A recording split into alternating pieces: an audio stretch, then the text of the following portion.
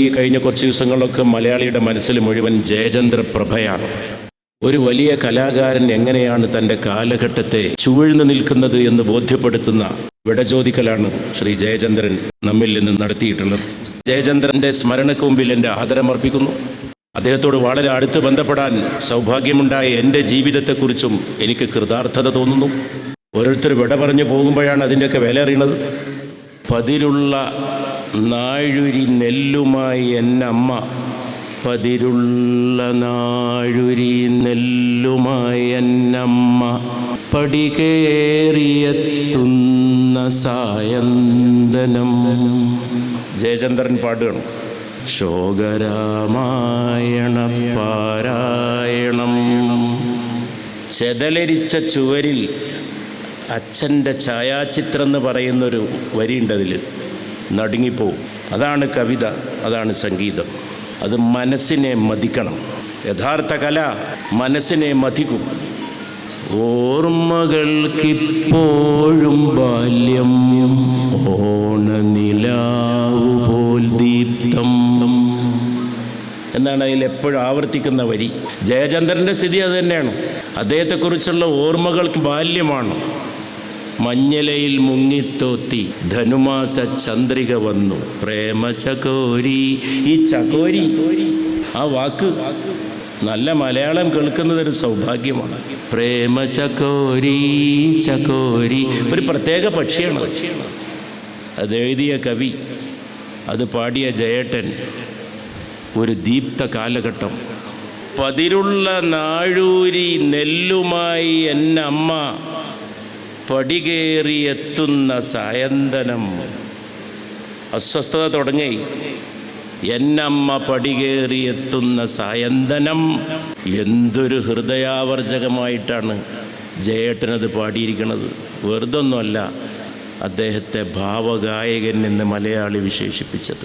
ഭാവമുണ്ടായിരിക്കണം. ഏതായിരിക്കണം ആ ഭാവം? അത് ഹൃദയഭാവമായിരിക്കണം. യേശുദാസ് നിറഞ്ഞുന്ന കാലത്ത് ജയചന്ദ്രൻ നിറഞ്ഞു നിന്നു. അത്ഭുതമാണത്. യേശുദാസിലേക്ക് മലയാളി കാത് ചേർത്ത് വെച്ചപ്പോൾ വേറൊരു ഗായകനിലേക്ക് ചേർത്ത് വെക്കാൻ മലയാളി മുതിരില്ല. അപ്പോഴും ജയചന്ദ്രനെ മലയാളി സ്നേഹിച്ചു, നെഞ്ചോട് ചേർത്തു, അദ്ദേഹത്തെ കേൾക്കാൻ കൊതിച്ചു, അദ്ദേഹത്തിൻ്റെ പാട്ടുകൾക്ക് പ്രത്യേകത കൽപ്പിച്ചു. അഷ്ടപതിയിലെ നായികേ യക്ഷഗായികേ. അഷ്ടപതിയാട്ടം അതും കഥകളിയിൽ പങ്കുവച്ചിട്ടുണ്ട്. യക്ഷഗാനം എങ്ങനെയാണ് ഗാനസംഗീതത്തിലൂടെ കവിതയിലൂടെ ഇതൊക്കെ വന്നത്? അഷ്ടപതിയിലെ നായികേ യക്ഷഗായികേ. ഇത് ഒരു ജയചന്ദ്രനെ കൊണ്ട് മാത്രം ഉണ്ടാവുന്നതല്ല. അത് എഴുതുന്ന ആൾക്ക് അതിനുള്ള അറിവുണ്ടായിരിക്കണം. സംഗീതം കൊടുക്കുന്നവർക്ക് അതിനുള്ള വൈദഗ്ധ്യം ഉണ്ടായിരിക്കണം. ഹൃദയം കൊടുക്കണം. മ്യൂസിക്കിന് ഹൃദയം കൊടുക്കണം. സ്വർണ്ണഗോപുര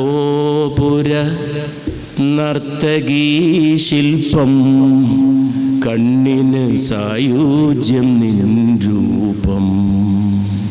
ഏതൊരു കോവിലും ദേവതയാക്കും, ഏതു പൂജാരിയും പൂജിക്കും നിന്നെ, ഏതു പൂജാരിയും പൂജിക്കും.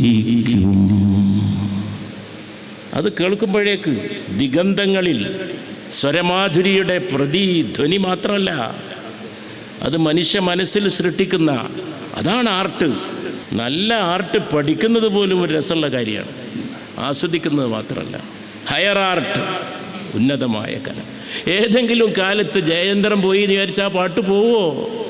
തരിവളകൾ ചേർന്ന് കിലുങ്ങി താമര ഇതൾ മിഴികൾ തിളങ്ങി, തരുണീമണി ബീവി നബീസ മണിയറയിൽ നിന്നു വിളങ്ങി, മണിയറയിൽ നിന്നു വിളങ്ങി. മാപ്പിളപ്പാട്ടെങ്കിൽ മാപ്പിളപ്പാട്ട്, ജീവിതചിന്തയെങ്കിൽ ജീവിതചിന്ത, ഹാസ്യമെങ്കിൽ ഹാസ്യം.